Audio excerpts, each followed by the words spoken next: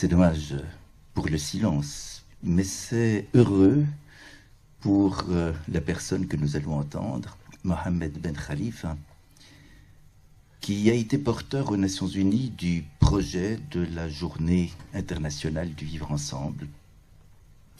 Pour l'instant, je ne vais pas vous en dire plus sur vous, parce que vous souhaitez nous faire part d'une communication et je vous donnerai la parole, je vous parlerai de vous après. Je vous en prie. Merci beaucoup. Bonjour à tous.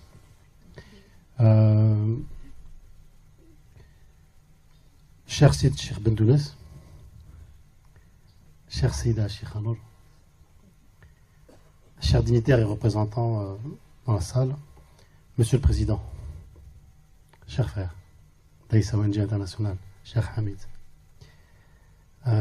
Monsieur le Président des Scouts musulmans de France, cher Abdelhaq, cher frère,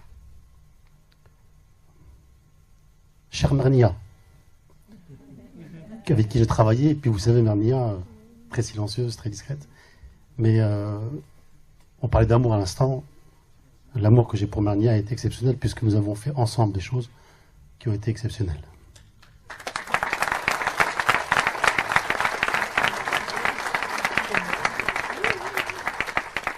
Cher Tuline que j'ai rencontré dernièrement, qui est à l'origine de la rencontre, en tout cas avec Cheikh Anour, chers frères et sœurs, noble assemblée.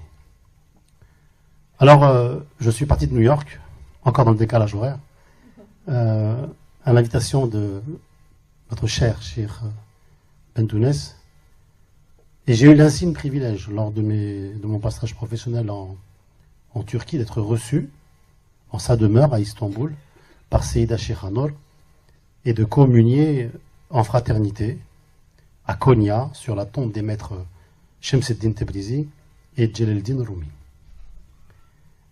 J'ai entendu aujourd'hui des choses d'une force et d'une puissance particulière. Et effectivement, le silence aurait été de mise.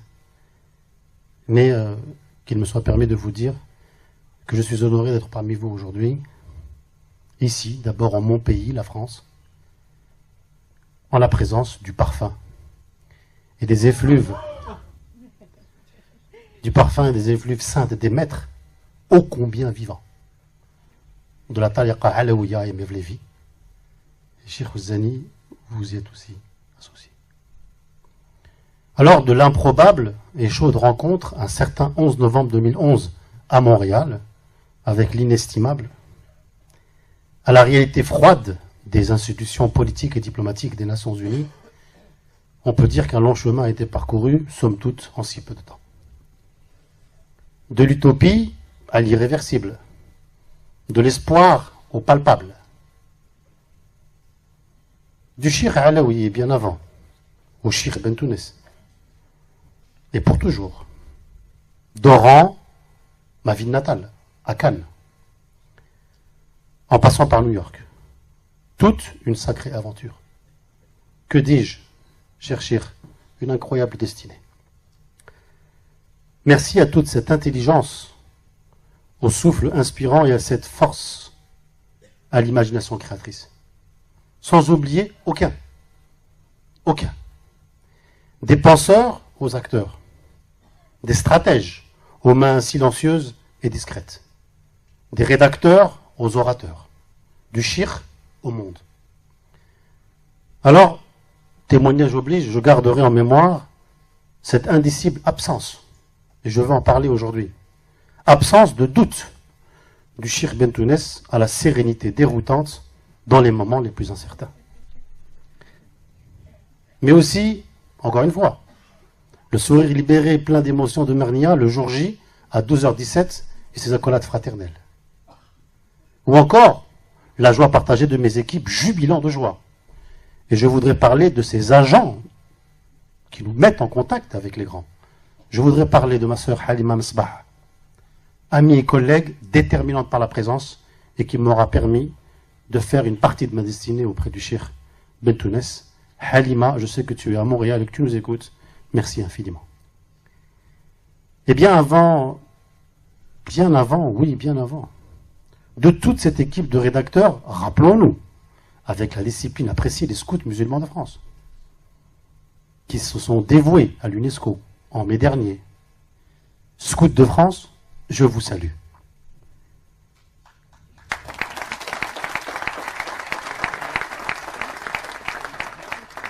Ou encore, et je tiens à le dire, tout simplement de ces yeux brillants de vie, de ces volontaires comme Alexandre ou Saïda, venus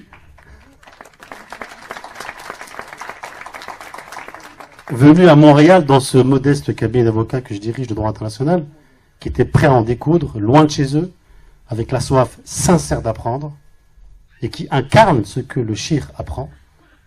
Saïda, Alexandre, je vous aime.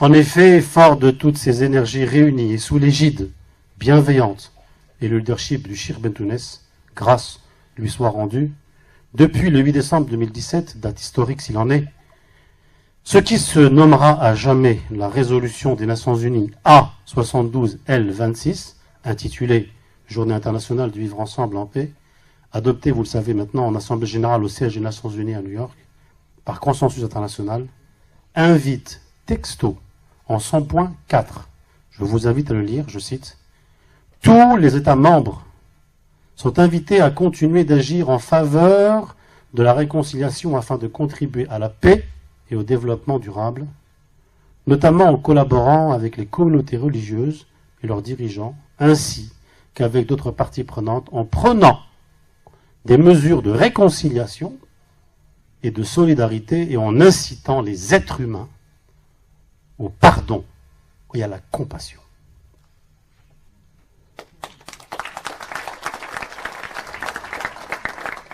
Lors de la rédaction, bien évidemment, nos équipes qui ont participé à la rédaction, on avait tenu à se battre, puisque nous parlerons après comment s'est passée la réalité du terrain, mais il n'en est pas moins que nous parlons de pardon et de compassion.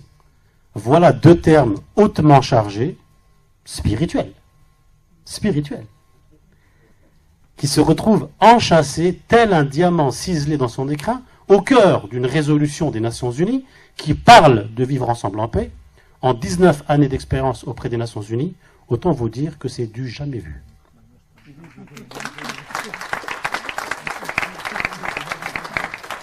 Ce 8 décembre 2017, j'y étais. Là, dans l'hémicycle onusien, près de la lumière, près de l'homme essentiel. J'y ai appris en secret dans le silence, mes genoux tremblaient à savoir que cet homme était près de moi, et j'ai compris ce que signifiait, à 53 ans, la détermination victorieuse d'un homme providentiel.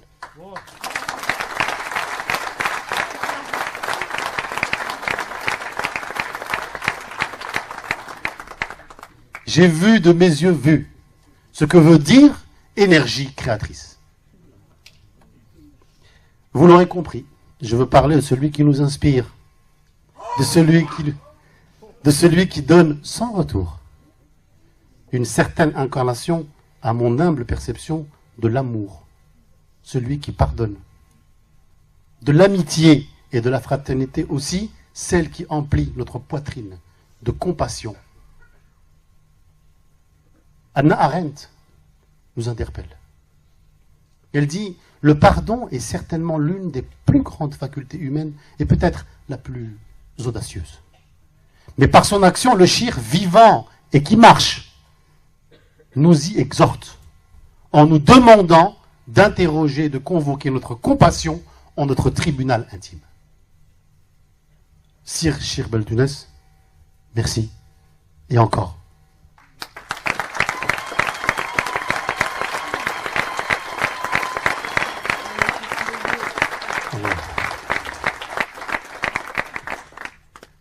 Alors maintenant, nous voilà ainsi toutes et tous investis d'une responsabilité, pour le moins, toute particulière.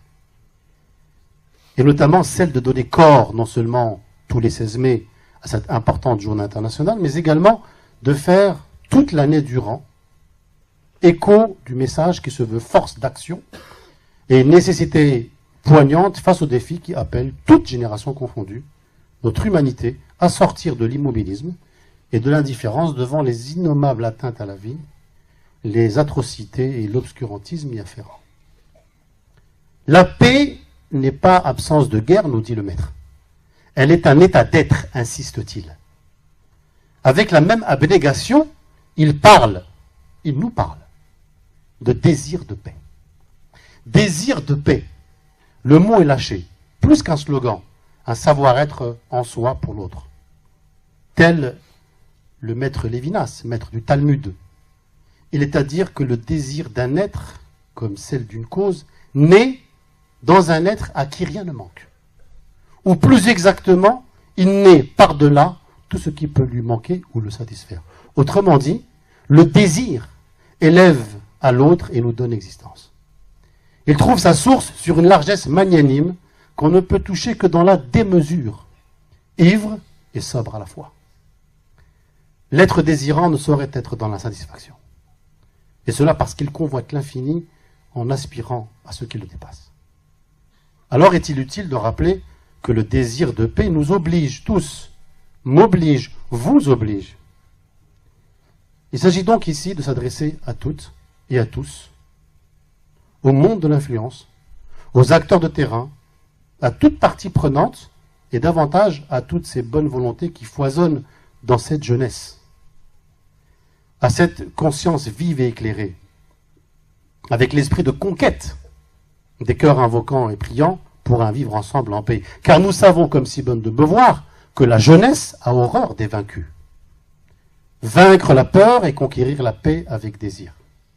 Si c'est cela votre credo, l'appel de Cannes vous invite alors à mobiliser votre énergie et vous organiser en synergie pour que le 16 mai prochain, les Nations Unies enregistrent un record d'action en lien avec la paix au niveau planétaire.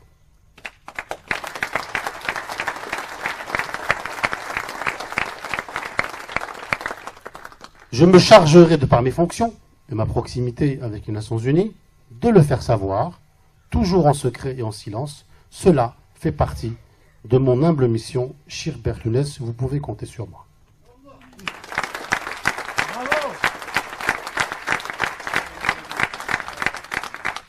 Vous le savez maintenant, c'est votre génie indéniable qui doit être à l'œuvre. Par la plume, le chant, la parole, l'art, le sport, la culture, le caritatif ou encore la communion.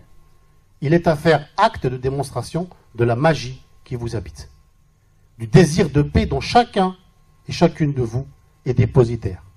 L'ONG, dirigée par mon frère Hamid, se chargera de faire la coordination avec toutes les parties prenantes actives.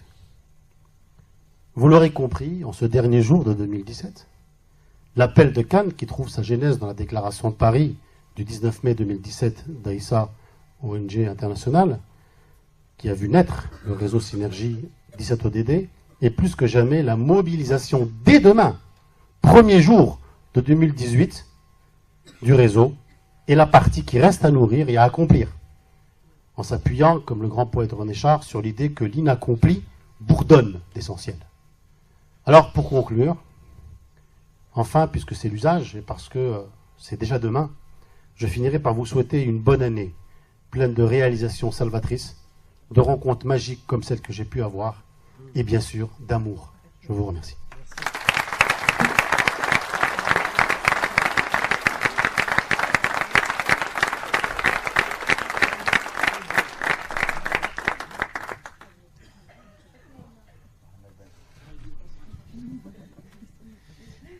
Mohamed Ben Khalifa, je vais maintenant peut-être dire quelques mots sur votre parcours, parce qu'on a compris que vous avez joué un rôle essentiel, mais je n'ai pas encore dit quel est votre parcours. Vous êtes docteur en sciences politiques, avocat au barreau de Paris et de Québec.